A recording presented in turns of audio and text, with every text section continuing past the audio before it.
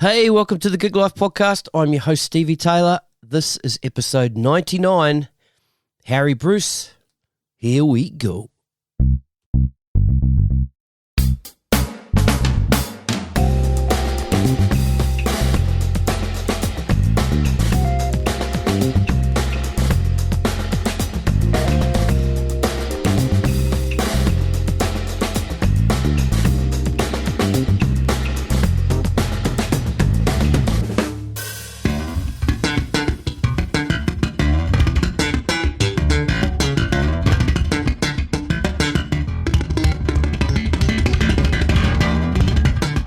My guest today is bass player Harry Brus. Born in Austria, Harry and his family moved to Australia when he was 7 years old. Inspired by Hank B. Marvin and the Beatles, Harry first picked up the guitar as a teenager.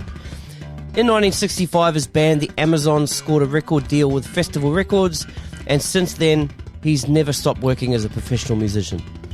In 1967, Harry jumped at the chance to play lead guitar for pop idol Johnny Young, and later joined Tony Gaha and the In People.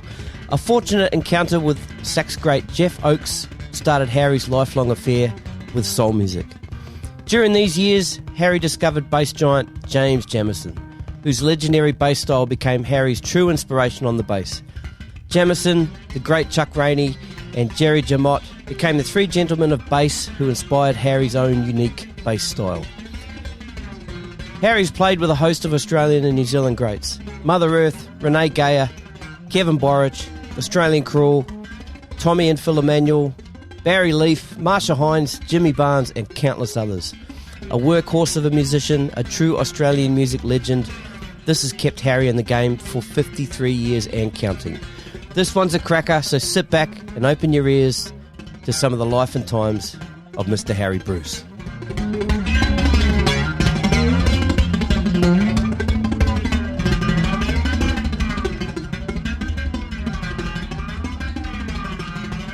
All right, I think we're rolling. Great. Harry Brus, welcome to the Gig Life Podcast. It's great to be here. Man, I'm. It's great to be here in your house. Thanks for having me here. It's nice to be out doing these again face to face, because obviously during the COVID thing, we've had to adapt to online and video and that kind of thing. So it's great to be sitting in front of you, sir, and honoured to be here. Fantastic. It was a chuff to be part of it. Yeah, great. Awesome. First thing I wanted to ask is, your nickname's the Doctor. Why do they call you the Doctor? Well, basically, it's part of a Russell Morris joke. Okay. Because I'd fit it in with the fact that I would be the veterinarian, like the doctor that would come off, close down the practice and come on the road with him. And he's told that story for years to the audiences, right? Okay. And so they believed it. Of course they believed it. But he started with a real doctor, but his line was, and, you know, Harry's a veterinarian. Like, Harry got caught making love to one of his patients, and for a veterinarian, that's not... So that was basically... But, you know, once he started calling me doctor for years on end, the doctor, and I'll tell you an amazing story. Then Russell's in the dressing room there at Caloundra, and this lady came in and she said, "Don't you remember you delivered my baby?" Oh, she thought, she recognised me delivering her baby, right? So, because Russell is a doctor and all that. Yeah, right. I think Russell nearly fell on the floor then when he realised the impact he was having with his stories. Right. Did you roll with it? Yeah, I basically, all I could say, did I have a moustache? That's all I could say. That's crack up. Oh, that's brilliant. Oh, man. All right, so we're in October now. The last bunch of months we've been dealing with this COVID thing. What I've been asking to start off is what you were up to leading up to COVID. What did you have in the pipeline? What got blown out? Well, basically, you know, the timing of it all was amazing because I was dealing with an autoimmune disease for 5 years, right, which was ulcerative colitis. Okay. And right at when this whole thing started February. I ended up in hospital for 6 weeks. So while this lockdown was happening, my wife was telling me about the lockdown. I was locked down in a bed for 6 weeks, right on then. And then I had my colon out. Right. And ever since that, it's been fantastic. I'm back to normal, doing normal gigs. Oh, so fantastic. modern medicine is pretty incredible. When for 5 years I was struggling at gigs and really not, the passion of playing would get you through. But I used to feel really, really terrible a lot of times. And now, after this operation, for the last 4 or 5 months playing, I feel normal and I don't have to worry about feeling bad. I'm just playing. So I'm very happy about the outcome. But like I said, I missed the whole lockdown. I was right. That's really cool. Now, with that that disease, was it? I can understand the internal pain and stuff, but was it actually physically uncomfortable to have a bass sitting around your stomach? It got to a stage when it first hit that I had to sit on a stool with my feet perched on a pedestal because where it manifested itself was incredible cramps in the feet. Oh, wow. So the harder I play, the more intense that got. So what I had to do, I started using light strings, sitting on a chair and still having a reasonably good time, but but then I just got onto another drug and I was having infusions every 6 weeks of 3 hours of this drug, and then that got me back up to doing gigs and standing up and playing, but it was still, it was still dealing, but now I'm back to how I was 10 years ago, so it's fantastic. It's definitely, I'm a happy man. Oh, good stuff. Harry Brus 2.0. Good stuff. And it looks like things are starting to calm a little bit in Sydney especially. Who knows when the gigs will be firing back up. And what I've noticed at my gigs, which have been a few lately, is people seem to be enjoying gigs a lot more. Yeah. It's because they took it didn't for granted miss for their so long. water till it was gone. Exactly, yeah. So I have noticed, like the other night at the Butcher's Brew, we were playing away and I couldn't believe the clapping every solo intensely, and they were really into it, which is sometimes people just, get a bit blasé about music. But at the moment, there's quite a renewed interest, I think. That's good. Are people allowed to stand up and dance yet, Not or is really. it still the Not sit really. down? It's still sit down, but it's amazing how they adapt and you can still have a good time. Well, that's good. Yeah. That's good. All right, let's roll right back to where it all began. Now, you're from, see if I can pronounce this properly, Graz? Graz, yeah. Graz. Yeah, that's where Arnie comes from. I was about to ask. I read that somewhere and I was going to ask you if that was true. That's where Arnie's come from? Yeah, and how's this? 1 week apart, Hermie Kovacs from Ted Mullery Gang, we were born 1 week apart in that town. Is that right? It's like we could both come out here playing in rock and roll bands. It's pretty crazy, isn't it? Yeah, it is. Do you have many memories of? Because I know you left there when you were about 7. Yeah. Do you have many memories of those years? Really town? Great memories, mainly because it was cows and mountains and farms, and so it was very idyllic, really. But like my parents are pretty poor, so we didn't have a lot of money, but it never showed. Right. But came out here, and the incredible thing, when I hit Australia, I was fluent in English in 6 months. Is that right? Bang! That's how quick kids are just like on fire at that age. That's it. It's like you just all day you just.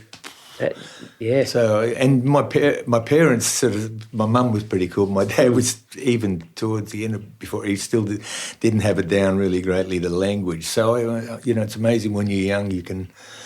And you notice I don't have an Austrian accent. Yeah, it's more a Newtown accent. It's where I grew up in the early days, yeah. Yeah, that's cool. Do you have memories of any sort of music over there, back there? Just seeing the dances and piano accordions, it didn't, it didn't sort of hit until I think I got about 12 and the shadows hit.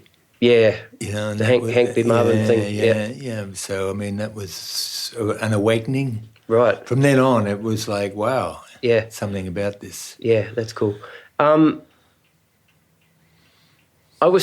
Would you have come across on a boat from? Yeah, it was called a £10 ticket.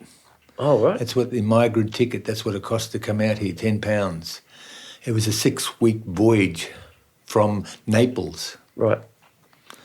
So, I mean, I still remember the time on the boat. It's a fantastic young kid running around the boat. Yeah, right. It's 6 right. weeks. So we came here, we went to a camp called Greta Camp, which was out of Newcastle there, Greta, and basically moved to Hamilton in Newcastle. Okay. Where I went to school, Catholic school there first, and then to Sydney, and from there on moved around to Newtown. Okay. So that camp in up Newcastle Way, was it like a migrant camp where everybody sort of... Exactly. You all had your round tin hut. Right. Basically, and I think we were there about 3 months. It was pretty good, sort of. Your parents, were they musicians themselves? Well, my mum was a really good singer. She could really sing, and my dad was a piano accordion player. Okay. So it's definitely a thread of it there. My brother didn't seem to take it on at all. So, but I sort of, I found that once you've got that passion and interest, things move pretty fast. Because I remember, like, when I started with my first band and then went to see the Beatles live, which was pretty fantastic. Wow. That blew my brains out. Imagine going to see the Beatles. So the incredible thing is this is how fast things moved for musicians in those days. Yeah. In 18 months, I played on that stage. Is that right?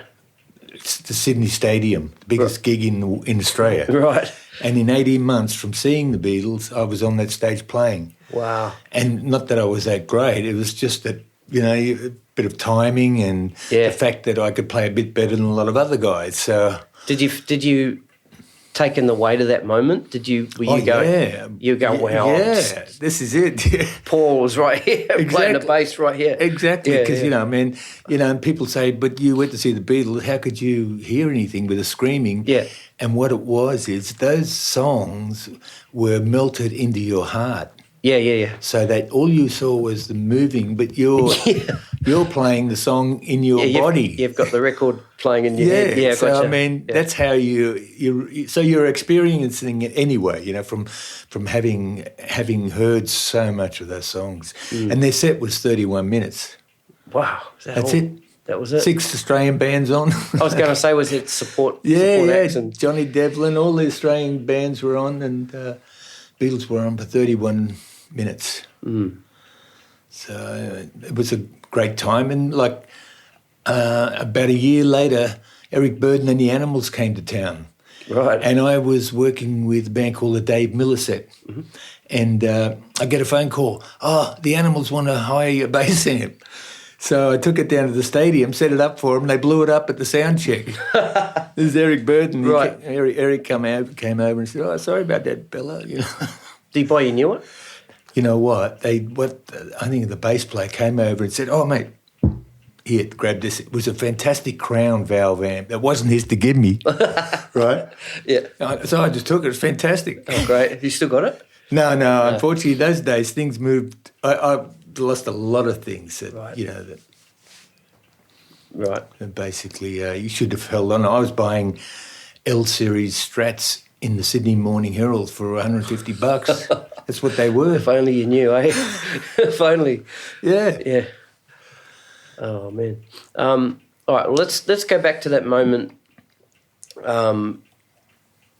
because you started playing guitar first, didn't you? Right. Yeah. And you were a lead guitarist. That's right. And my biggest claim to fame is I did a tour playing lead guitar for Johnny Young when he was a pop star with all those pop hits. So that was a real jangly guitar stuff and all playing lead, and it was great. But then the bass seemed to call to me. It does, just naturally. And that's when I joined the Dave Miller Set, and then moved on to probably a fella called Geoff Oakes. You wouldn't know him, but he's one of Australia's greatest sax players. Okay. and he hired me in his band, but he was full on soul. Before that, I was more of, That Stones, rock and roll-y sort of... rock and roll, Yeah. all those Young Rascals covers and all that. And with him, it was like Sam and Dave and Wilson Pickett and and I think he awakened something in me that I found, this is where because basically my whole style is I'm a soul-based player. Yeah, yeah. Like Duck Dunn or somebody, Yeah. of that style. And that he set me on that road because I joined that band and found out how great it was to play. And we used to play a Vanilla Fudge number called Keep Me Hanging On. Mm-hmm. And then the amazing thing, about 13 years later, I got to play with Carmine Apiece from Is that Vanilla right? Fudge. Oh, right. Can you imagine what that was like? Yeah, yeah. For a young, flipped me out, that guy. Right. It was in his Rod Stewart days, you know? Yeah. So, but Geoff Oakes set me on the soul path, and I'm thankful for that because it was where I discovered James Jamerson. Right. In the midst of all that. And I think, it'll be very hard to imagine how much work I put into James Jamerson. It was at the point where I would practice until pain set in and I'd stop. Right. And the next day work a bit longer, and it was like, it's a very... And I'm glad I did it because you can look on YouTube with the millions of bass players that love James Jamerson. There's not one that does the hook the way I do. Except your videos. Yeah. No one does it. Yeah. What they do is a light little version of it. I do it serious because it's 45 years of getting to that stage. Gotcha. So I'm very proud of that in the sense that, a lot of people would love to do the hook, but what it is, they're not willing to go through years of pain. Yeah. It's like to make one finger do the work of two, all the time. That's it. We'll talk a little bit more about your technique a bit later because I've got some questions about that. But just roll back a little bit to any lessons that you got. How did you get any kind of formal lessons from anybody at that, or you just picked up a guitar? Totally picked it up. In those someone days, showed you chords. You just had to learn. There was nothing that no one taught you anything. I remember Maurice Gibb from the Bee Gees taught me a couple of things back because he'd come in lunchtime. I was working in the record bar at Nicholson's, which was so you meet everybody, and he'd be downstairs lunchtime because he was such a sociable guy. He'd be teaching us young guys because he was a good player, and so he'd teach us some of the new lines that we hear from the Searchers or all those bands. And Maurice would teach us the guitar lines. Sweet guy, and I think his brother was upstairs looking at the records. Right. What about working out scales and that kind of stuff? Did that come later? I've never played a scale in my life. Is that right? Okay. I don't know one note of music. I've never played a scale. I don't know what a scale is. I don't know. No idea. It's all like what feels good for that song, or that chord. And you would just learn shapes and... Yeah. It's more in the sound trial and error, and that doesn't sound any good, change it. Yeah, exactly. Gotcha. Yeah. And that's why, I really revel in the situation where you have to think on your feet all the time, whereas some people can't handle that. They want it mapped out, No, I don't like that much because I've been in a few gigs that were like that. They weren't much fun, Whereas, say, being with someone like Renee Geyer, she encouraged you to change it every night. Right. Wow. So every song that you heard with Renee, most of it was ad lib with the musicians. They weren't playing what they played last night. Oh, we'll try this, and do this. So she was probably one of the only people that let you get away with that. Because it did work when you have good musicians and they have their own head of what to do tonight rather than last night. And it's free, it's wide open. Right. Which is great. She's very free in that way. Right, and was she also like that for herself, the way that she would sing the songs? Exactly. Totally different all the time. She used to play with it and she wouldn't bring... There was no set list with Renee. There was no, you didn't know what you were playing. You just went out on stage, Right. And she'd just call out the song or, And because I'd been with her close to 30 years, I really got a handle on when to go to the bridge or when to do this. And if I didn't do it, we'd be stuck in one spot. Gotcha. So I always used to have the initiative, mainly because, a lot of people were scared of her because she's a bit of a diva. an incredible musician because her timing is so incredibly far back, relaxed. It's like an old 80-year-old blues musician. Yeah, I mean, and seriously, with our meter as far as the way we feel rhythms, we're way on top of it. She's like Billie Holiday or someone pulled right back. So it was incredible to be in that situation because what it made you do is pull everything back. Right. As far as grooves, instead of going this way, it's more like pushing that way. Yeah. You played in that band as well as some other bands with one of my favourite Australian drummers, John Watson. Oh, yeah. I mean, just fantastic. One of the best moves was getting him into the band because he was was the toughest guy around then. He still is, you know. Yeah. He's like amazing. Yeah. And the incredible thing is he paid me back by getting me an Aussie Crawl. Right. So it was like payback. It was fantastic. And then getting that Aussie Crawl gig was one of the highlights of my life because you can imagine finally being in a situation where it's good money, great conditions, great people. They were really nice people. Like you might join some big rock bands where there's big egos and not that band. They were just out to have a good time, whereas James Rain was probably the only serious musician who would go back to his hotel room and start writing, instead of everyone's out there partying and James is in the room writing. Right. So he was always very serious about it. The rest of the guys were just having a good time, like wonderful. Got people like Brad Robinson, sweethearts, and Simon Binks, the guitar player. They were so I was very lucky that I was in that for a couple of years. And you got to play on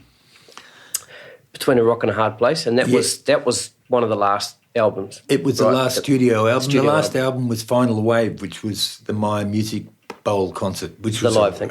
Cracker, So we really played fantastic on that one. I think if you compare that Final Wave album to the original old Aussie Crawl, I think you'd get a shock at how tough we made it. Like the rhythm section really toughened up from those early days because Watto he really didn't take any prisoners. Yeah. And he made all those songs 5 times as tough as they ever were. Yeah. Yeah, awesome. That's really cool. Well, we are bouncing around and I think that's cool. We'll just let it go and we'll take it back wherever or forward or wherever it goes. Yeah, I'm sure you get an idea of where to go. Yeah. Now let's go back to the Johnny Young thing. You start playing guitar. How long did that go for? And then when was that? That was just a tour in 1967 because we'd done the Easter show in April with backing Ronnie Burns, who was, apart from Johnny Young, the next biggest pop star. And he was another sweet guy. It's so great to see these guys, and they're really nice guys, Right. Ronnie's a sweetheart. And we were doing 14 shows a day. Jesus. Yeah, at the Easter show.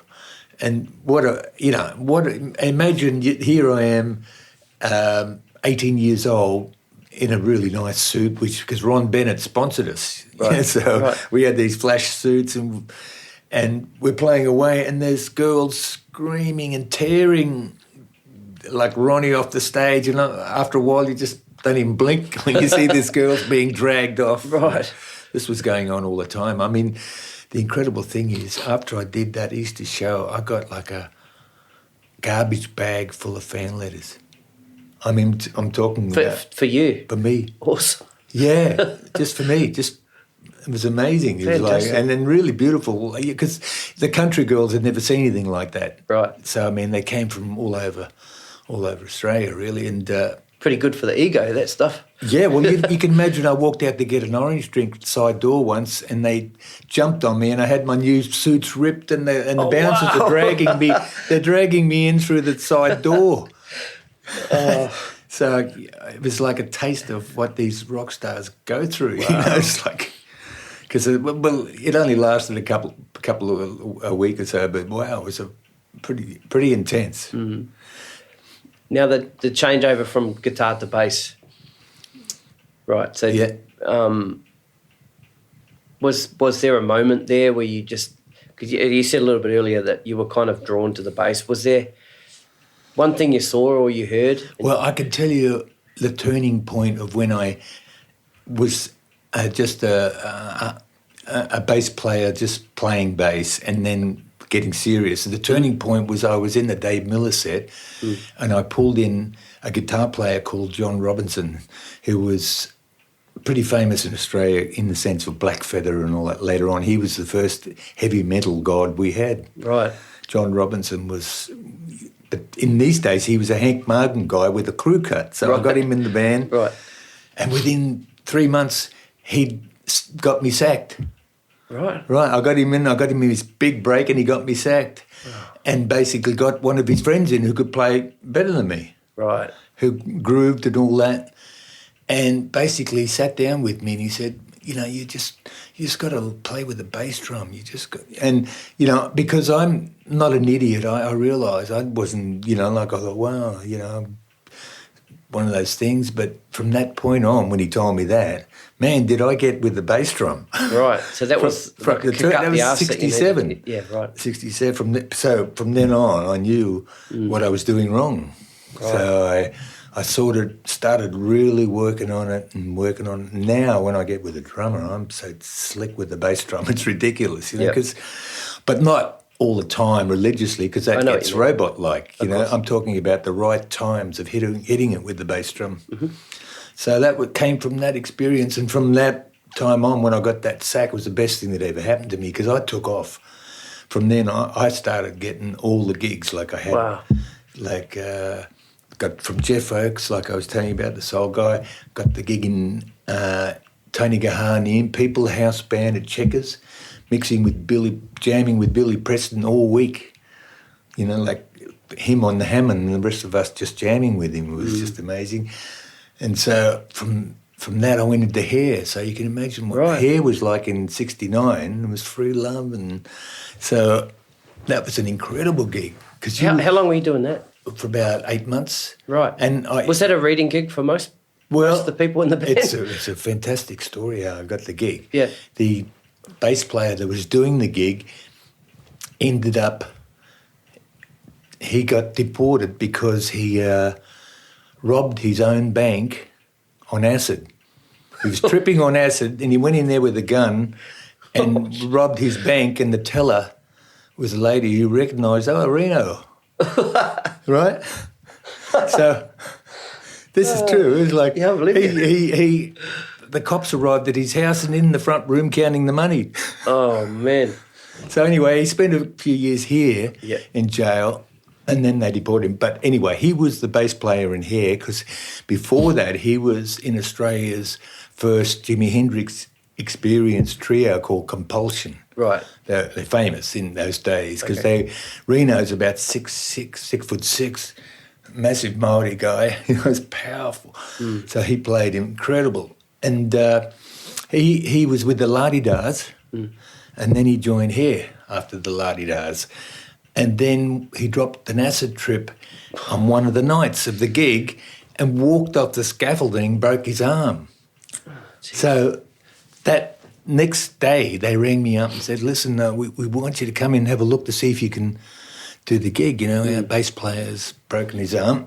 So I went in there and they said, sorry I had to do this, but you've got to play the show tonight. We don't have anybody. Right. So I had to play the whole thing. So I had all the sheet music strewn everywhere because just chord charts. Chord charts, okay. Basically. Yep. And so in those stage shows, there's little incidental music. There's all sorts of stuff going on. So I had to think on my feet, but I did it. But I didn't even blink about doing it because when you're young, you just, no worries. Yeah.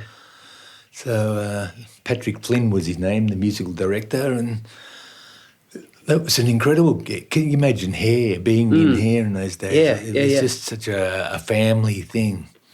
And everyone, we'd be playing away and playing a ballad, and we were raised, say, 5 feet above the action, so we were actually in full view of all the audience playing. It wasn't a pit gig. Okay. They don't have that anymore. We were on top of it and right in front of everybody just playing, and we'd be playing a ballad, and as we're playing a ballad, I'd be going, passing a joint to the guitar player right in the middle of the song. You know, it's like, and the people would be laughing. Oh, look, they're really sending it up, but they didn't realise that we were actually smoking serious Durban poison from Africa. I mean, it was like those days. It was just a time. So, and I remember Harry Miller, who was the big time promoter in those days, who owned Hair and all that. He came in and said, "Listen, anyone caught smoking pot will be sacked tomorrow, straight away." So anyway, for one day it lasted. Next day, everyone's smoking pot again. He's not going to sack the whole show, is he? Yeah, exactly. Yeah. Excuse me. All right, so where to from here?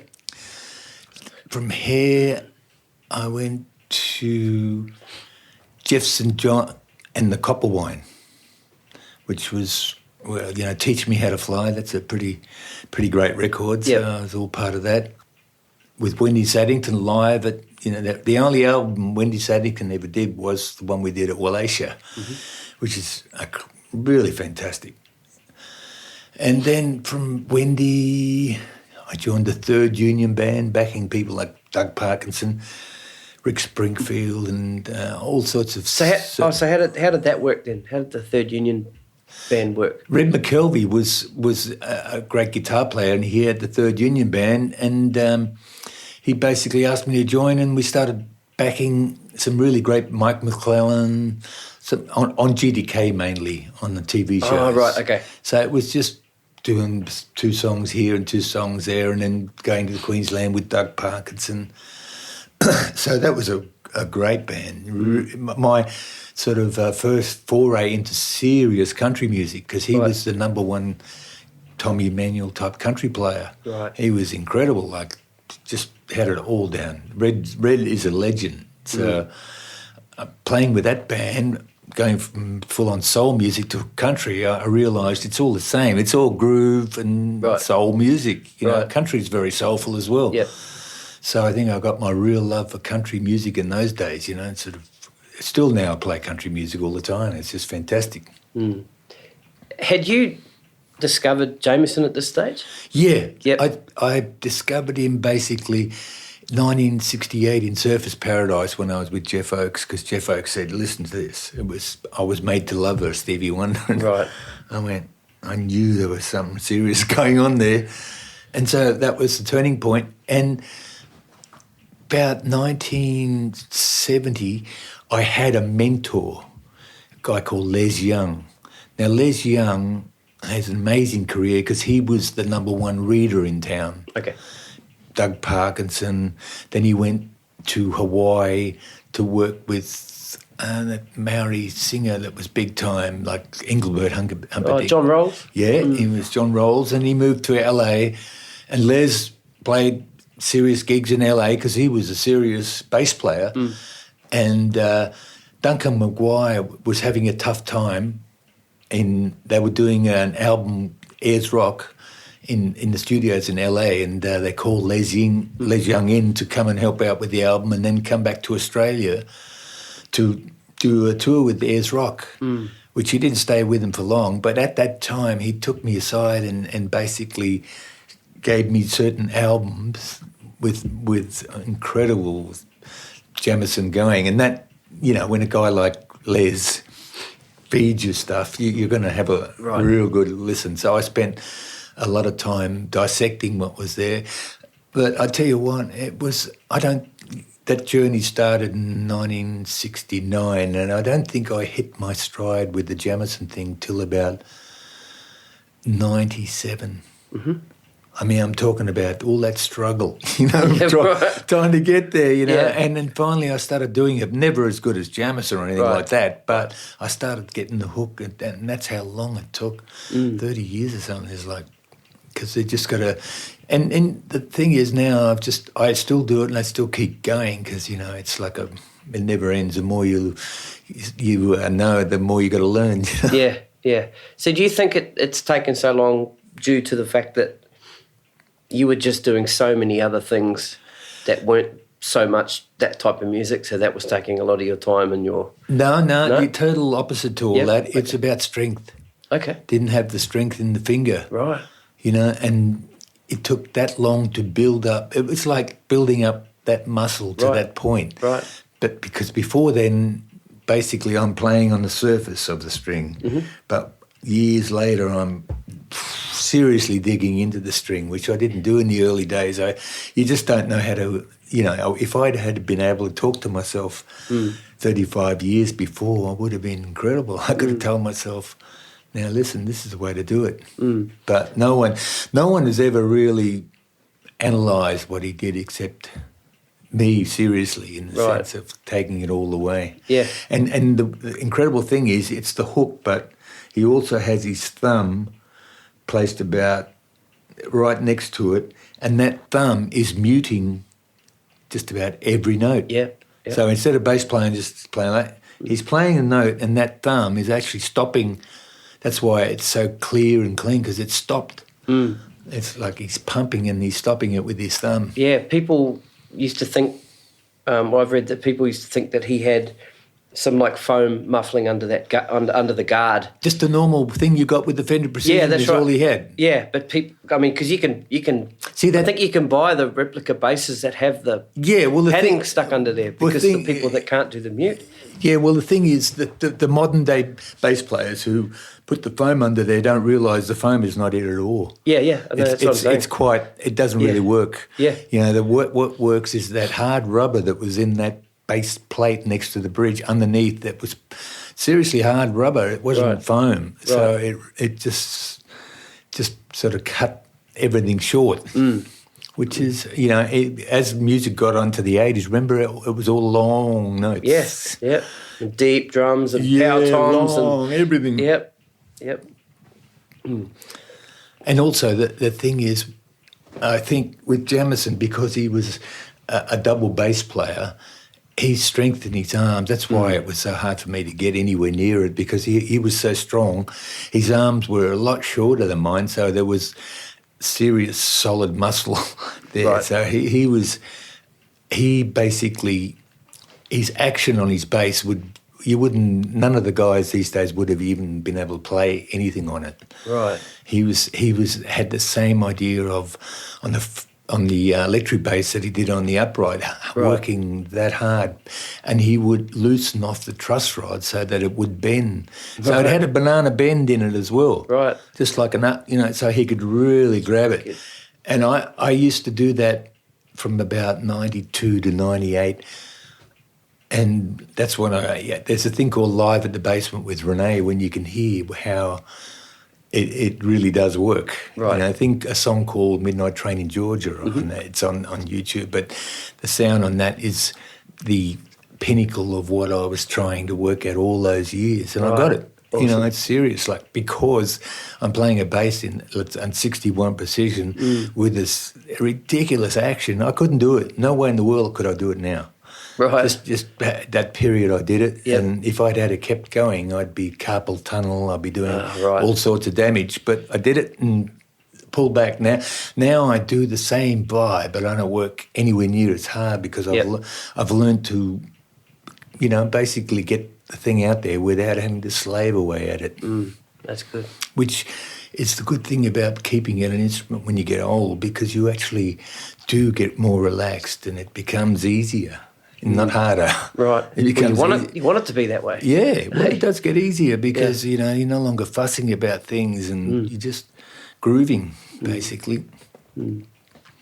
All right. So where were we up to? Oh, yeah, that's I took you back to were you sort of into the Jamerson thing around the time? After basically Red McKelvey came my really big gig, which was a band called Mother Earth. Yep. Now, that was Renee Geyer singing, and Jim Kelly, Mark Punch, and Russell Dunlop. Kelly, the guitarist, Yeah, and Mark Punch and Russell Dunlop. And it was seriously, we had lines down the street when we played, right. at the Rocks Push. It was all new, and it was all funky soul, Donny Hathaway and Marvin Gaye, and so that went for about a year, and it really sort of set me off on that whole thing stronger than ever, because getting to play with a singer like that, playing Motown. It was just incredible. So from then on, I basically moved on to, that's when it all started with Borich, Kevin Borich. And then that went on for many years, because the reason I enjoyed Kev so much, he was not so much anything like Renee. It was just get out there and rock your ass off. Right. And he used to let you have your head, he'd give you solos, and he basically wanted you to provide some serious energy. And he always had the great drummers. So, when I was with Watto, John Annis, Mark Kennedy, yeah. all these great drummers with Kev.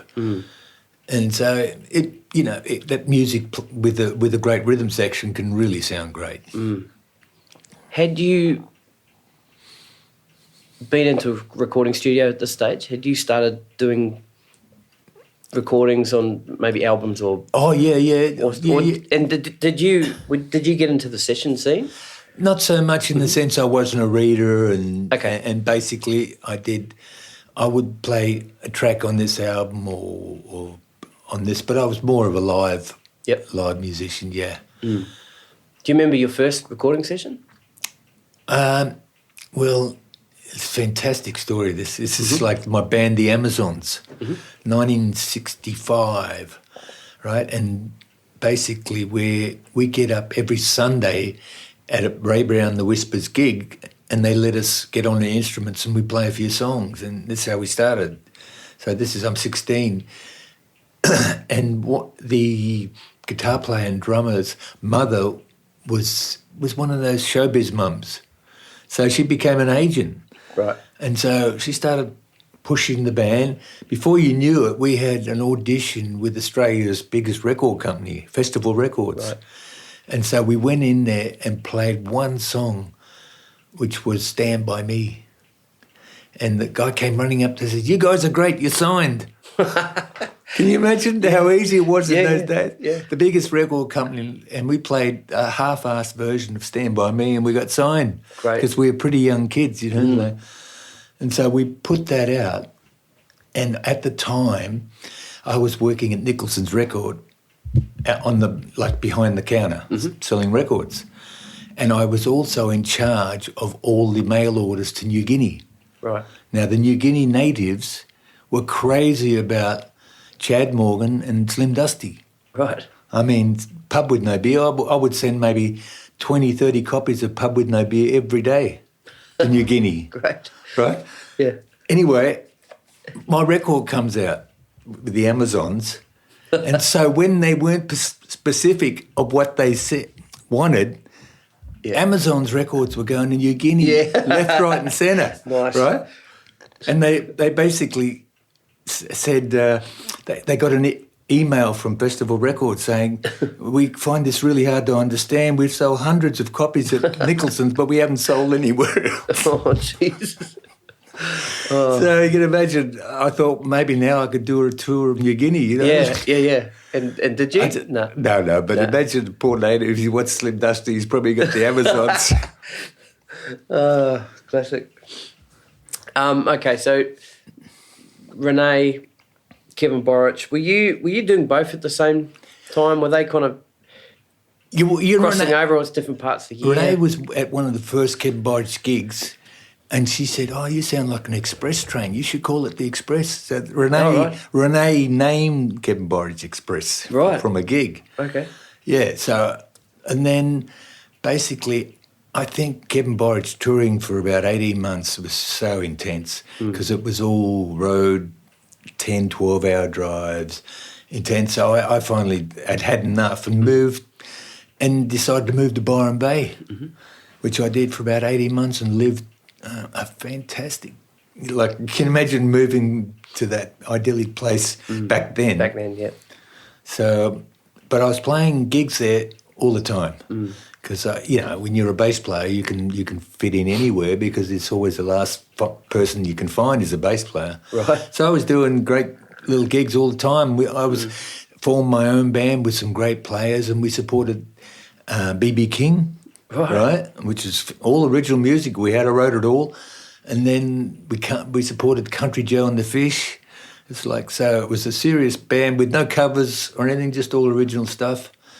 And finally, I got the urge. I thought to myself, this is getting a little bit too comfortable here. You know, I could see myself just, that's it, living here and having a nice life and all that. And I knew something inside me was saying, get the hell out of here, you know. Right. So I took a weekend trip to Sydney scouting.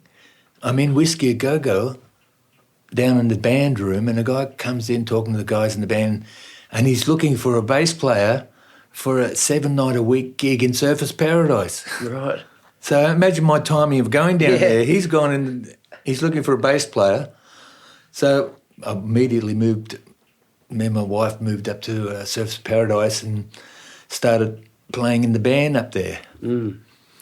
And I remember one night we were playing, there was about 10 people there at the Penthouse nightclub. One was Bob Hawke on the dance floor, right? And he was getting friendly with this gorgeous girl. And I went downstairs and saw the bouncer, other guy had signed in, and he came and said, check this out. He signed in as Malcolm Fraser. So it was hilarious. Well done. Yeah. So crazy times in Surfers. Yeah. And then basically from Surfers I went back to Sydney and had probably one of the 3 or 4 gigs of my life, which was 2 incredible years with Barry Leef band at the Musicians Club. Mm-hmm. Imagine all this just seemed to just navigate itself. Yeah. And that was seriously just mind-blowing in the sense that Barry's vocals, having someone like that up front singing is just incredible. And we had Steve Housen from the Little River Band and Sunil De Silva, who's now Australia's top percussionist, but he was playing drums. Okay. Sensational drumming.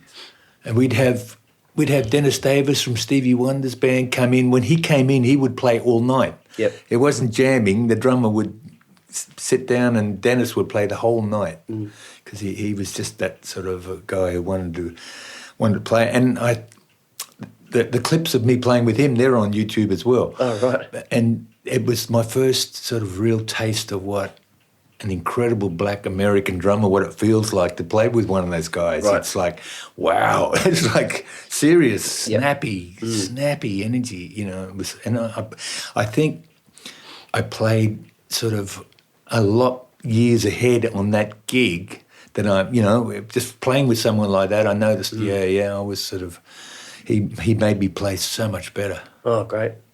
That's awesome. Yeah. That was a pretty heady time in Sydney at that time too, eh? 4 nights a week. Yeah. And Friday, Saturday, lines down the street. Yeah. It was sort of, and with Barry, it was Boz Scaggs those days. It was like he was massive. So Barry would basically, and then it was a pretty big dance floor, really big. And he'd play the beginning of Low Down or guitar thing. Within 30 seconds, chock-a-block, the dance floor was packed. Yeah. Just because he provided the earlier band was Leon Berger, who were a fusion-based band who had Mark McEntee from the Divinals in it. Mm-hmm. He had all the heavy sort of fusion musicians that are famous now. It's just amazing bunch of guys back then. I had Barry on the podcast. Yeah, and he talked about that time. Yeah, well, and how the Musicians Club came about, how that gig came about, and the run of it. Yes, awesome to hear it. Oh, it was so great that timing of me being able to get that gig because how exciting it was to get out there and play dance music and funky stuff with guys like that. And so that was really good. From then on, I went straight to a band called Boy Rocking, which was Mark Williams and Mark Punch. Right. And that was pretty exciting. You know, that was because it was all the days of the new age sort of Prince and all that sort of stuff. And Mark, I personally feel that Mark Williams is one of the most incredible singer-musicians I've ever heard. Yep. And I'm a little bit disappointed that he hasn't really made an effort to get his music out there anymore, in the sense that he settled into a great lifestyle of teaching and playing with Dragon. But I feel that some of the songs that he wrote there, original-wise, were incredible. So it's almost like sometimes you can get a little bit too comfortable, just because when you're that talented, when you're that voice and that much artistry going on, it's like I'm a bit disappointed that, because I expected him to be a massive star. Right. He did, and probably still does, do a lot of work as a backing singer as well, background vocal session sort of guy. But his stage presence and his performing is just incredible. He's a front man. Yeah. Definitely, and I'm hoping maybe he'll get back and do a serious original album, because I still remember there's 2 or 3 songs that you wouldn't believe how incredible they were. And you could even do them these days and they'd sound amazing. You might have to give him a call and give him a rev up. No, well, he obviously has got a great lifestyle. And to do what I'm talking about, it takes you really got to jump out, and it's uncomfortable. Yep. Hey, I hope you're enjoying this episode of the podcast. As you know, the Gig Life podcast is free. You don't have to pay anything ever. But if you find the value in the Gig Life podcast, you can donate or leave a tip. Go to thegiglifepodcast.com, click on that donate button, and give as little or as much as you like, and just know that anything you give will go back into creating great content for this podcast. All right, back to the episode. So, we're into the 80s now, aren't we? What other stuff were you doing through the 80s? There was boy rocking, and then from boy rocking, I've got to tell you the Aussie Crawl story, because it's classic. It's. I get a call from Watto. He says, "Oh, listen, mate. Our bass player can't seem to get a groove in this song, and I played him that demo that you did in your house, which was a breakdance team. Seriously, and I had a 1-inch tape machine and the killer drum machine, so it was high-tech funk. High-tech funk. It was really fantastic. So he played him that, and they go, oh, shit. They asked him if he wants to come down and try this track. So they fly me down to do this track. And they were happy with that, and they said, well, there's another one here that's sort of not quite, So I did that and went back to Sydney and not thinking anymore. Anyway, get the call on Sunday, oh, we want you to come back, Right. There's a few more. Well, this happened about 3 or 4 times. In the end, I'd done everything on the album, and the poor bass player was walking around the studio at the time. Imagine what he must have been thinking. That was a common sort of thing. Well, I know in the US that stuff would happen all the time. It's artistic, though. Yeah, for sure. It's all about the people in sort of with the vision. Yeah, the producer want to keep moving ahead, and they realise basically either the bass player is just not serious enough to move with me, and so he wants someone in there who's going to be that serious about it, about the instrument. Yeah. So the final thing was, this was basically they said there's one track that he played really good on, but, we're going to go out and have some Japanese now, and you'd give it a go. And I'm in the biggest studio in Australia, AAV, smoking a big joint and pressing record, right? Putting the last track down while they're out having a Japanese meal, Right. And anyway, they came back after the meal and said, yeah, that's it. Wow. So that was it. Now, I knew I'd have the gig, obviously, and a few weeks later they rang me, said rehearsal start, and so on. So it was what a fantastic, and I'm so grateful to Watto for. He probably had no idea what he was doing. Right.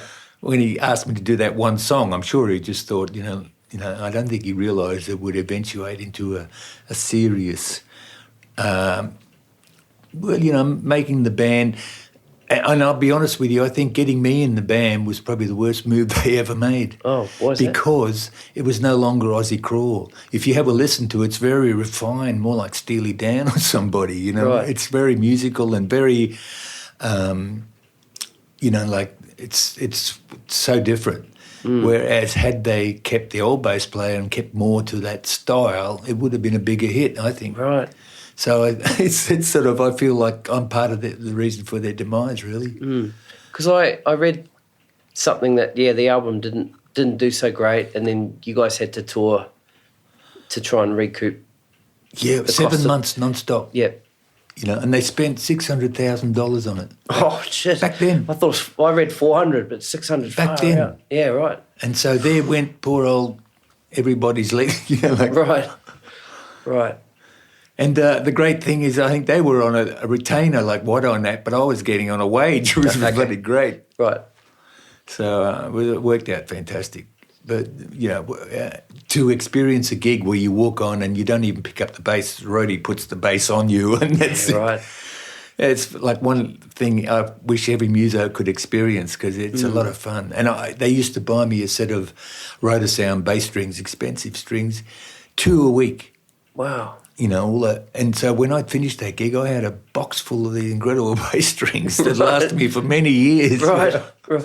They bought me all sorts of stuff. You know, when you join a band like that, they have a lot of connections with gear and setting. You know, it's fantastic. How far into that tour, or even before even the tour started, was there talk that that was probably going to be it? I think it was from the beginning, I think. Yeah, because I think the rest of the band, like Brad basically was James's best friend. So he was just, they were just very close. But Simon could see James bringing all these musicians in, Earth, Wind and Fire horns, gospel singers and incredible Hammond players. Got another guitar player to do a lot of parts, and I think he was really put out. And I had a guy sort of message me saying that Simon said he didn't play anything on that album, which is ridiculous. Because I was there. I said, man, I was there. You know, he did a lot of, he's disowned it, basically. Right. Which is silly, you know, it's part of, you know. But... if you have a real good listen to it, it's an incredible album, but it's not Crawl. It's James's first solo album. Is that right? Yeah, that's what it is. Did you ever get to play with those guys again? No, only Watto.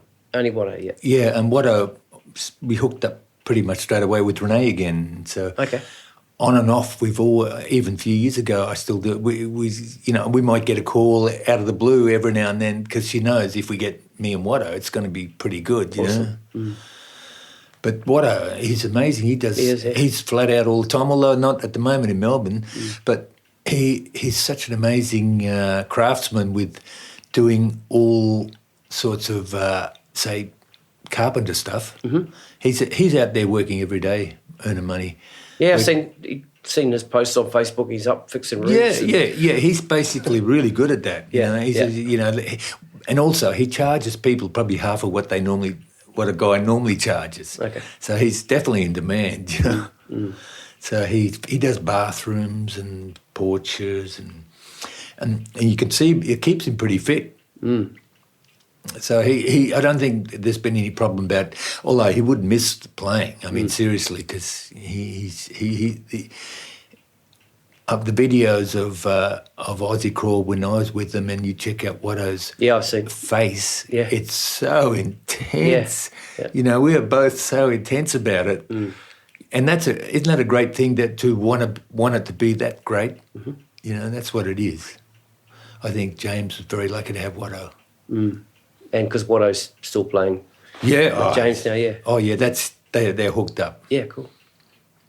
Very good. Okay, so after Aussie Crawl, did you have something lined up once the Crawl tour finished? Well, you know, after that, Renee went to America, right? And I did the big tour with her. And I got a call. She'd had a run-in with Jim Kelly in Perth, and basically Victor didn't have anything to do with it, but he was still sacked as well because he was friends with Jim. Right. So she rang me up and I joined them in Adelaide from that part of the tour. And from then on she went to did another big tour. She went to America and she said, come over to do this festival in Texas. And Kevin Borich and I went over, stayed at her house, at her flat in New York. And the second night we were there, we got invited around to Ron Wood's house. Right? Renee, me, and Kev. And we were Ron Wood's basement till 4 or 5 in the morning jamming. Oh, wow. You know, and he was, man, what a sweetheart he was. He had his arm around me after an hour of meeting me, sitting on the couch, and he said, hey, check this out, Harry. He was showing on the TV the Clive, you know, the Dudley Moore, those sort of really, the ones that they couldn't use on the album. He's showing me the videos of them. Yeah. And he said, I want to check this out. And I couldn't believe it was so friendly. Wow. Which is mighty, you know, and so that was a great introduction to America. And then I came back and basically, let me think, what did I do? Back to Renee. Because she came back and started touring a bit. And that was basically Kev and Renee all the way through the 90s. And when I hit 2000, I was very lucky because I did the Ted Mullery benefit when he was really sick, just before he died. And Chuggy put that together, and he got us to back Russell Morris and someone else, and he was on the bill as well. So when it came time to basically get the band together for Long Way to the Top, well, Kev basically said to Chuggy, well, you know, these guys, you know, Mark Kennedy and Harry will be the ones. And so Chuggy immediately said, yeah, you're right, bang, got the job. Right. And the great thing about that was, can you imagine doing Long Way to the Top, because that spun off to working with Brian Cadd. Right. Doing tours with him, doing tours with Russell. And so, and all these different artists because of that. So I was flat out, it was years, and that's where, you know, it all happened with the Doctor and all that. It's after all that. So Long Way to the Top was an amazing push on my career, because from then on it was like so many great artists that I'd really liked all those years, although I toured with Russell first in 73. Right. So way back. And I remember back then what a sweetheart he was. He's just one of the greatest guys to hang with, always complaining. It was great to hang with. Yeah. During all that time, through the 60s, 70s, 80s, 90s, was there ever a stage there where you didn't really know where the next gig was going to come, or did it just seem to always? From what you're saying, it sounds like there was always something. Yeah, never was. Wow. No, never was. I've never had a time where I haven't had something in my sights. Just like, for me, in this town, the last, say, 8-10 years, I've been playing with Mitchell Anderson, which has been incredible. And because of the COVID, he hasn't played for a while, and things have cooled down on gigs. And I hooked up with Jesse Redwing, and he's like 31 or something.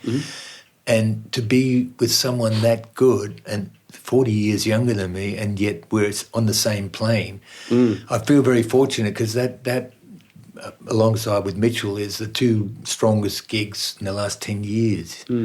So I've been really digging that, because it's not some club gig. It's you're getting out there with the young guys. Gotcha. Same with the rhythm section and doing that thing. And, you know, you're 40 years older, but actually playing with them makes you feel the same age. That's fantastic. Yeah, so I never play with anyone as old as me. Let's talk a little bit more about your technique. Yeah. So we've talked about the hook, but you also I mean, people listening, you know, just Google Harry Brus and you'll see how he holds a guitar. You've got this uncanny knack of being able to slap with like this continuous sort of, how can I explain it through audio? It's like waves. A shake, like a wave. It's kind of like you're waving, and you're using your thumb on your lower strings and the rest of your fingers on the other strings. Yeah. But it's a continuous thing. when I first started learning bass and was sort of looking at slap players and stuff, I used to watch some Victor Wooten stuff. And Victor Wooten would have this exercise where he'd go biddle-a-butt, biddle-a-butt, biddle-a-butt, biddle-a-butt, biddle-a-butt. It was just these triplets, but just like... sections. Just sections of triplets. Whereas you'll go biddle-a-biddle-a-biddle-a-biddle-a-biddle-a-biddle-a-biddle-a-biddle-a-biddle, and then just... Not like a... It's not like a pick sound, and it's not like a finger sound or fingers. Yeah. It's the actual slapping. Yeah. Where I first discovered that technique was in around 1970 when I dropped some acid, and I'm in the bath, and I put my hand under the water, and I did that, basically that whole technique back in 1970, and I looked down, and I could just do it 10 minutes, just like that. And this is 1970, and I realised, this is pretty cool. Yeah. But I didn't really get into it till the 80s. Right. But you can imagine the years of me falling off the perch trying to do it. You know, when you say continuous, in the early days, I'd do that for a few seconds and then fall off, but I'd get back on. In the end, when you get back on enough, it doesn't happen anymore. Yeah. So now I can do this. Yeah. I could do it for half an hour without blinking. Yeah. And that's the other thing, apart from the hook, is that you won't find anyone doing that on YouTube. No. Nobody does that. Right. It's a unique little gimmick of mine, you know. I wouldn't call it a gimmick. Well, you know, a gimmick in the way that I do it. I've been to gigs where the audience is playing with some bands where the audience has been a bit blasé, and I go, okay, check this out, and I get out there, and they all start basically taking notice because it's something going on. Right. You know, it's like that's how hard you have to sort of wake them out sometimes, and slap Right. them. So I use that. And working with Kev all those years, Kev, every gig would give the drummer and the bass player like 3-4 minutes solo. Right. So here I am having the opportunity to hone this stuff all the time, just honing it. So it was Kev that I had the opportunity to live to try to get it together. Yeah. So, you know, it's like, and now I think the Jamerson thing is a lot more interesting in the sense it's a heavy groove, whereas the slap thing is more of a visual thing, you know? Yeah. Now, you played a gig with Joe Walsh.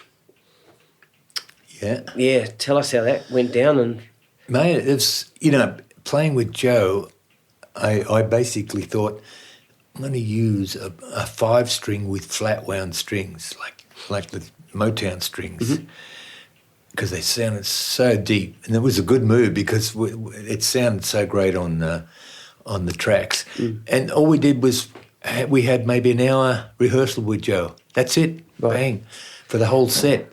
But you know, because we were working with Joe, I mean, Mick Skelton, the drummer, and I, we made sure we knew all our marks, and we played that gig faultlessly.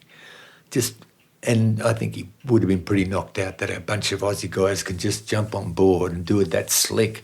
Because Mick Skelton too, what a drummer. Yeah. You know? So having him on board, man.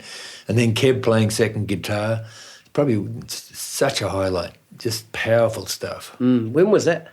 That was at the Luke Everingham farm, which he puts on every year. And it's a charity thing. And Joe came all the way out for nothing to do that. So that wasn't in conjunction with any Eagles? Nothing. No. Just he came back maybe a month later with the Eagles. Oh, right. So it was only just like a month before his tour.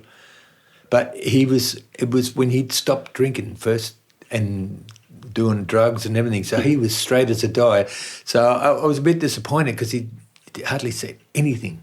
Oh, right. Yeah, he was just quiet as a mouse. Right. And like rehearsed and then played. It was amazing, but you could tell he was having a quiet time. Not, like finally, like Clapton, stopping all that stuff. Yeah. Like when we did the Clapton tour, which was incredible with Renee. What a band we had!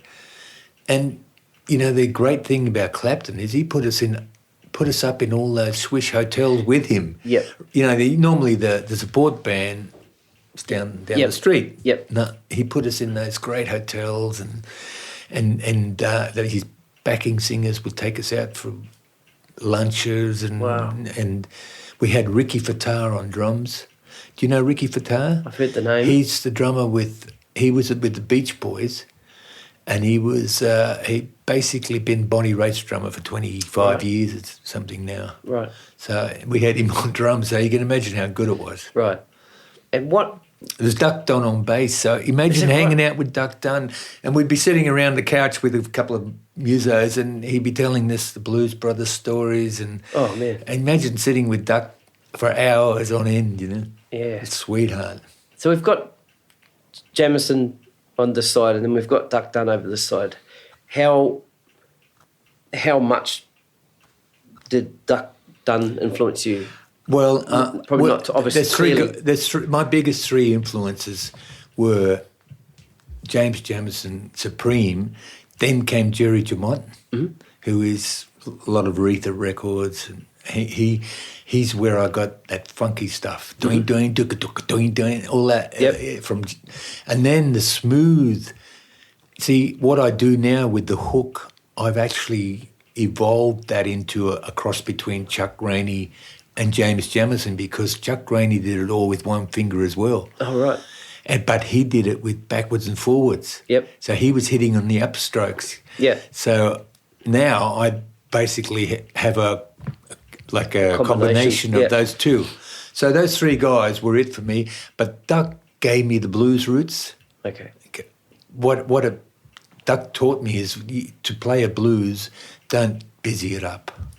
Just keep it so organic and straight. You listen to Duck and some of those songs, the bass lines are just so simple, not busy but powerful. Yeah. Powerful. All that Sam and Dave and Knock on Wood and all those things. And the sound, he basically, that's the sound of the precision bass with labella bass strings. They're the strings that are that sound. That's Jamerson used them and Duck Dunn used them. Whereas Chuck Rainey used Fender, which is a different tone, sweeter and bubbly. So, but Duck was if all his recordings with that combination of the precision and the labellas, that sound it's so thick you don't hear that anywhere anymore. Right. These days they compress it. They use lighter strings, and the bass seems to be monstrous, but it's all illusion. If you listen in your car, it's boo. Yeah. It's illusion. You put on Duck Dunn, and that boo comes into a boom. Yeah. Solid unit. Yeah. You don't hear that anymore. Probably all comes down to them sometimes early days being mixed in mono. Yeah. Because you can't hear that shit in exactly. stereo. Yeah, and there's certain Paul McCartney. Paul McCartney blows my brains out how incredible he is on the bass. Mainly for the incredible ideas on some of those songs. No one else would have ever come up with those lines. It was only Paul. Yeah. And some of the bass tracks are recorded really shittily, and then you get some that you think, my God, listen to that bass sound. So some of them were incredible. Yeah.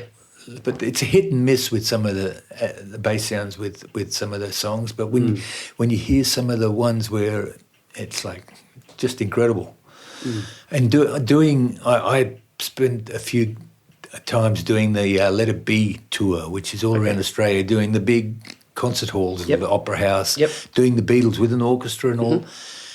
And that's when I found out how incredibly complicated Paul McCartney's work was, because I'd be in this lounge room here hour after hour trying to sort it out.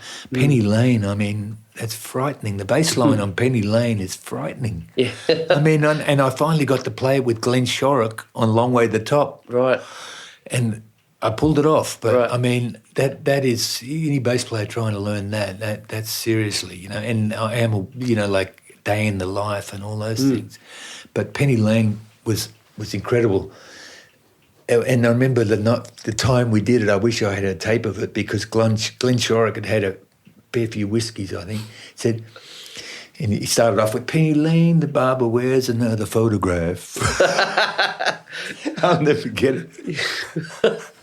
Do you think the crowd got it?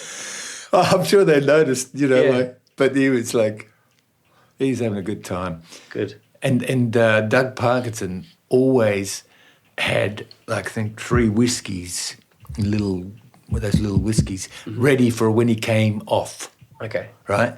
And one time Jim Keys hid them, right, when he came off, and Doug was running around trying to find Jimmy. He was going to beat them. Jesus. Oh, Jimmy. He was saying, Jimmy, he's out. He's going to get you. He's going to get you. So just go back to the slapping. Who were some of the slap bass influences? Well, Larry Graham was the first, Oh, but yeah. my main number one is Louis Johnson. Mm-hmm. Everything, as far as slap, Yep. he's it for me. See, guys like Victor Wooten, they go way past that funk. Yeah. Louis Yeah. Johnson is serious funk. But the chops that Wooten and some of these other guys have they go mind-boggling, but they think you can lose a certain pulse when it's that busy. Whereas Louis Johnson, he just, and he pulled his hand back like this far. It's like, it's intense. You just need to listen to him, the early Michael Jackson stuff. Yeah. Oh, I mean- no, he flips me out, and I can't believe he lived down the rumour there for a while. Is that right? Yeah. Followed some girl out here, and I would have taken a drive down. With a fanboy. Yeah, I would have sort of followed him around. Yeah. Yeah. When did you start singing? I've always sung 1 or 2 songs in nearly everything I've done. Okay. Just sort of back in even the early days. But I think what it is it's so hard to find a guy who can sing who's going to do my gig. If he's a singer, he's got his own gig. Okay, gotcha. In his own band. So, Right. so it's necessity in a way. And, the thing is, the more you do it, the better you get at it. So I'm still working on it. It's something that I really enjoy working on, because playing bass and singing is a mind fuck. Yeah, right. It really is, isn't it? I know. Especially the way you play too, it would be. And the thing is, I've always thought this, if I was allowed to have a band where I was a singer, I could finally sing. Right. Like I've learned all these years of what to do, because when I'm not playing instrument, I can sing much better. Right. But being anchored down to the bass playing brings this higher level of singing down to a more something you can cope with playing the bass. I understand. So, I mean, if I had really 2 minds, I could be so much further ahead on it. Like Mark King. Yeah. Can you believe that? It's incredible. but I tell you what, I'm getting much better at it, because years ago I found it a lot tougher. I used to really just miss a lot more, but now... Is that because you were more focused on... You were talking earlier about, having, through that stage in the 90s there where you really had the Jamerson thing down. You were putting a lot of your focus into that. Yeah. Once you took your foot off, it probably allows a little bit more bandwidth, I suppose, for singing. Yeah. I mean, I just know that I've learned a technique now that I do when I'm singing, which is I actually keep a very strong, like a triplet with my hand. You can't hardly see it on a video, but it's going, and that is going continuous, so that I'm pushing that strongly, so I can concentrate on the vocals rather, so that I have something strong going, so this pulse is going. Whereas I didn't have that before, and I was a bit more at sea. Okay, gotcha. So now I'm learning more and more so. Like the ultimate in singing and playing bass is a fellow called Doug Williams. Mm-hmm. Have you heard of Doug Williams? Yeah. Man, that guy's ridiculous. Yeah. He's like Mark King, probably more intense in the sense. Oh. He's just sings the most incredible Marvin Gaye, and then does the most incredible bass line. People actually don't realise what an amazing bass player is, because the bass lines he's playing are the ones in Philadelphia and Detroit. And the Earth, Wind and Fire stuff. The real thing is like, that's why whenever I see Doug play, it blows my mind. It's like seeing... I first saw him on his first night in Sydney at Whiskey A Go-Go back in 74, I think it was. Just arrived and the whole of the town was like, wow, because it was the Temptation, like a Temptation show. 3 singers out front, and each one was like mind-blowing. And then Doug had the band with Greg Tell and Bobby Warren, the trio.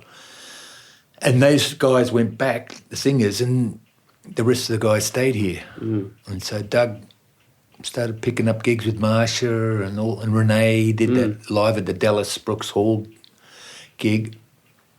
So, you know, he is one of my heroes. You know, he is, whenever I see him, I give him a big hug. Yeah, a friend of mine's been playing drums with Doug since he was... Johnny, yeah. Oh, Johnny's fantastic. He's great. Great to play with. He's very strong. He really fucking kicks it. He does. He's great. No, he's great. He played drums in my band at my wedding. Oh, really? Yeah. Fantastic. I hired him to... He's also such a cool dude because I remember dabbling in the drums myself, and I'd go into Billy Hyde's and he'd sort me out and take time and do this and do that. He saved me a lot of money, that guy. No, he's a sweetheart. I like Johnny. Yeah. He's been on the podcast a couple of times. We did a one-on-one, and then we also did a tribute to Jeff Porcaro. Right. And then Johnny was on that with us. Yeah. It's just so much knowledge. That shuffle and that that originally came from Bernard Purdy and he John evolved Bonham. into that, yeah. Wow, amazing, eh? Yeah, I like Johnny. Yeah, he's cool. I was lucky enough to do a gig with him with Doug Parkinson. Was at Lizottes about 5 years ago. It's fantastic. Right.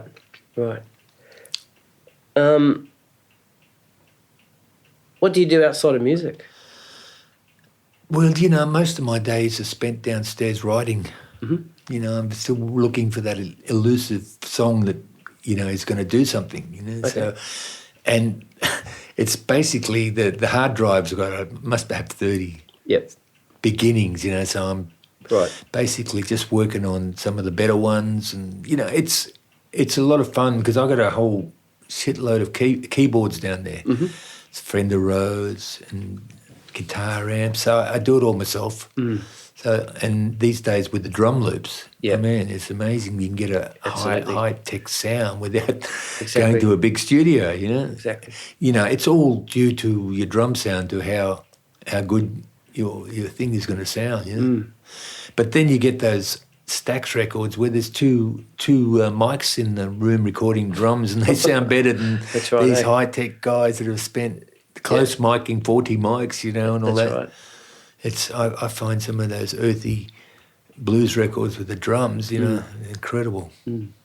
Apart from that job in the record shop, and apart from being a musician, have you ever worked as anything else? Yeah, I worked at the taxation office. Oh, yeah.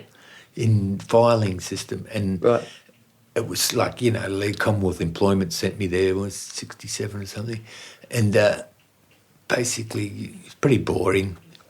And I let my hair was growing a bit, and they said, you know, you better cut it or we'll send you to the Gulag, which was this building in where the Anthony Hordens was. It's just like you're forgotten. You know, it's like where all the old files are, and the dust and all that. If you don't get a haircut, we'll send you to the Gulag, you know. It's like, and so I left rather than get a haircut. That was it. Yeah, and then I worked, and my last day gig was 1967, I was the repair manager for Vulcan heaters. Right, and winter you'd be flat out. Summer you did nothing. Right, of course. So, but I wasn't repair manager. I was working at this place that was doing the repairs for Vulcan heaters, and the guy that was in charge of the petty cash was ripped off maybe $20 or something, and he got sacked. Right. And so they had a big dinner for me, lunchtime pub. You're being promoted to the repair manager, right? This is your start of your career with Vulcan, and you can move up. And basically, they took me to the pub for the big thing. Went home, and basically came visit my girlfriend, tell me about the good news. And out of my girlfriend's apartment comes another bass player he'd been giving it to her. Oh. So that really upset me, So, and then I get a phone call from Geoff Oakes. We got a 6-night-a-week gig at Surfers Paradise. Perfect. So from that, being promoted to repair manager, I never went back. Right? And I got my mum to ring up. So how weak was that? Oh, mate. I felt too embarrassed. Yeah. Mum, Harry won't be in anymore. So that was the end of that 67, the end of my day gig thing. I never worked ever again. Right. Fantastic. So it was all go from then, because joining Geoff, that was serious stuff, nightclub stuff. Mm. And so I came straight back to Sydney and worked with a band called Peter Lawrence Band, doing all the different pubs. They had a great pub circuit. You remember in the old... You wouldn't know. There were some serious pubs that would put on bands 2-3 nights a week, and so you'd have... I mean, I know from doing this podcast that... I've there was a great bunch of gigs you could do. Mm. And from then on came the gig that probably changed it all for me, which was Tony Gaha and the Inn People, which was... We opened a place called the Inn Place, which was a brand new sort of nightclub type thing. And Tony Gaha, that band was just incredible. Mm. It was like 3 horns. The alto sax player, Bruce Johnson, went to America and was voted #1 baritone player in the world for about 5 years in a row. This was our alto player. Right. So you can imagine the calibre of the musicians. Yeah. We had a singer called Ron Barry, who's amazing, and the girl called Janice Slater. And so the vocals were amazing, Hammond organ. And there was a bit of a mutiny from the keyboard player because he wanted to get rid of me because I couldn't read. Oh. It was a funny thing with readers and non-readers in those days. You were looked down upon if you couldn't read. Mm. And the drummer had recorded one of the gigs and went to the singer and said, no, he grooves. So I kept the gig. They told him to stop it, and so I kept the gig, because, that's what it is. I groove. Yeah. So he recognised that because he'd been playing with guys that didn't groove, Yeah.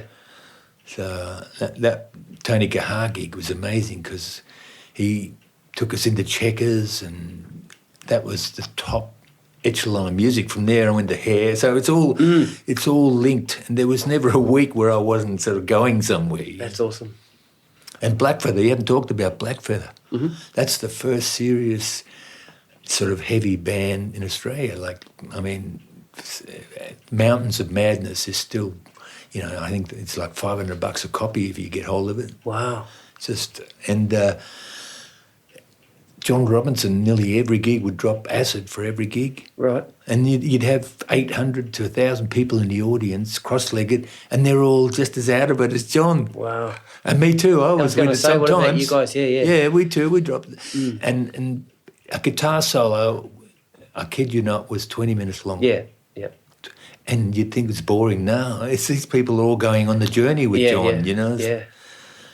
And finally, what happened is John had enough of the singer, this lead singer. It was like that old band story of they couldn't stand each other. Yeah. And he sacked him, and the guy had a #1 hit, and he sacks the singer. Oh, Talk about sabotage and timing. Yeah. And so he sacked the singer, and I had to do all the vocals. Right. The next Blackfeather had me doing vocals.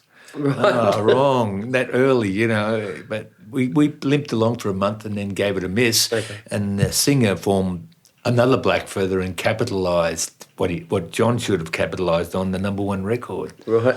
And then he had Bop and the Blues and all that. Mm. That was the new Blackfeather with a piano-based style. Mm. But, it was amazing. Then John and I went to a band called Hunger, which is in Jonathan's, right next to the old Grace Brothers building there in Broadway. Mm. And we were there 4 nights a week, and we were getting paid $50 was our wage. Well, we were quite happy. We were working 4 nights a week. And there was 2 bands on, and Sherbet were the other band. Mm-hmm. and John Spooner was the manager, and he was the most amazing character because he came up to me back in 1970 and said, James Jamerson, he's saying to me, yes, this James Jamerson, it's all short notes. And I'd never thought of it that bad. Right. And so there's another Right. piece of the puzzle. He told me short notes, and I mean, something stuck in my head. So he was so into it. He had Daryl Braithwaite sitting in a chair reading Sydney Morning Herald. I was sitting there for diction. Right. He was making Daryl read the Sydney Morning Herald to get the diction right, and that's why I think, right? Imagine just reading stories on Sydney, and you probably why Daryl you can understand him so well, Right. You know, sort of. That's what this guy was so. He was like this sort of backstage mum, really. It's so serious about it. It's fantastic, but left that, and like I said, just kept on going. Yeah. Have you ever been back to Austria? A couple of times. Okay. Fantastic each time visiting. I hope to go back, and I think with this COVID, there's nothing going to be moving for a couple of years, I reckon, properly. So, but I'm definitely going back. Yeah. Do you still have family? All my family's there. Wow. I don't really have I only have my brother here. Okay. That's it. Is he a musician? No, he's retired. He retired at 53. Good Financial. Okay. Dude, Yeah. Rich financial dude who plays golf every day, tennis and we're only 18 months apart. He's 18 months older. But he loves what I do because he'll come and film it and do some great clips, and so he's seen how hard it's been all the way through, because you imagine doing nothing but music with no day gigs. It's not that easy. But, man, I never owed a lot of money, just found a way of navigating through. And how many... So you have been a professional musician since... 67. 67. Right, so that's 53 years. 53 years, wow. Yeah, it's just... and I tell you why, the secret is I really work my ass off on the instrument. When you're in the act of practicing and working on the instrument, that's when things happen, in gigs, whatever, when you're at work. As soon as you slack off and stop doing it, it's like the fading of a record. You fade. You get less gigs, and so it's all about your passion, keeping it that powerful. And it's worse than ever now. It's still the same for me. Right. What about for younger players these days? How much tougher do you think they got it? Obviously, there's not the gigs. Yeah, I'm how fortunate have I been in the sense of riding that ride right to the end? Yeah. Because this is it is the end. The next part is the beginning of something new. Something else, yeah, true. It's not the old days. It's not going to be like that at gigs anymore. This thing will linger for years, and will make people appreciate going to a gig. Yeah, and well, it's like. So in some ways it's good, some ways it's not as good. But the young players these days, like guys like Adam Ventura, incredible. Just the facility, and I get knocked out. Although there's not that we're talking about 2 or 3 guys that are really mind blowing. Yeah, and there's a lot of other really great players, but they stand out. So, and whenever I see a young guy that plays good, man, I make a point of going up and telling him, mate, you're playing great, always, because I don't see it that often. And when I see it, I want to let him know, hey, you're on it, How do they take it? Oh, they like it, because I've been at Balmain markets, and some guy's been playing in a duo, and I hear it. I hear it, I think, wow, that's fucking great. I'll go up and tell him, yeah. And now that guy's playing with Simon Kenny-Lewis. Right? He was playing in the markets. And I told before he was getting the gigs how great he was, Great. And Mike Ricks. Do you know Mike? No. Well, he's the number one, blues guy in all the blues bands. I saw him playing. He was playing upright, but, you can tell the expertise within a few seconds of, when you've been at it as long as I have, you know, you can tell. Yeah, it's been pretty good fun. I did a streaming with some of Australia's top bass players about a week ago. Right, I tried to get Craig's stream. Yeah, I tried to watch that, but I couldn't because it was one of the bass player Facebook groups, Yeah. private groups. But it's out there now. I think it's on YouTube. But that was so much fun. Like Roger's an incredible player, and Craig from Hey Hey, you know, I mean, all those amazing gigs he did. So it was mighty to be on, you know, talking. It's so easy to talk with guys like that when they've been through the same sort of rigmarole that I have, you know. Yeah. You know, Craig with Farnham and, you know, like Roger with all the bands he's been with. Like Roger was the bass player on The Voice from Farnham. Right. And I always wonder, it's sort of so weird when I see The Voice because Greg McCain's from Skyhook is miming that bass part. Oh, right. And to me that's so weird. You know, I think to myself, why didn't Johnny get Roger who played it? Right.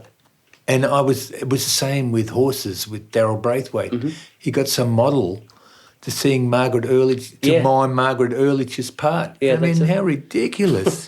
Really. Yeah, I agree. It's ridiculous. Here's this wonderful singer with this, brought half of the vibe to the song, and they get a model to mime it. Yeah, it's just, that sort of stuff is weird. Yeah. All right, Harry Brus. Thank you so much for being on the podcast, letting me into your house and sharing just a bit of your story. And I'm looking forward to coming out and watching you play and hanging out and have a beer. And it's great meeting you and being in such good company with all the other people you've had on the podcast. No, sweet, man. Yeah. Yeah. And, all the best through the rest of the COVID stuff and your music and your health and... Wish you all the best. Yeah. Hopefully you'll be sort of podcasting me in a few years again. I hope so. I'll get you involved in maybe a round table or something. Yeah, something sure. Like that'd be cool. Sure. Great. Love to it. Thanks, Stevie. That's much appreciated. Sweet as. Cheers, Harry.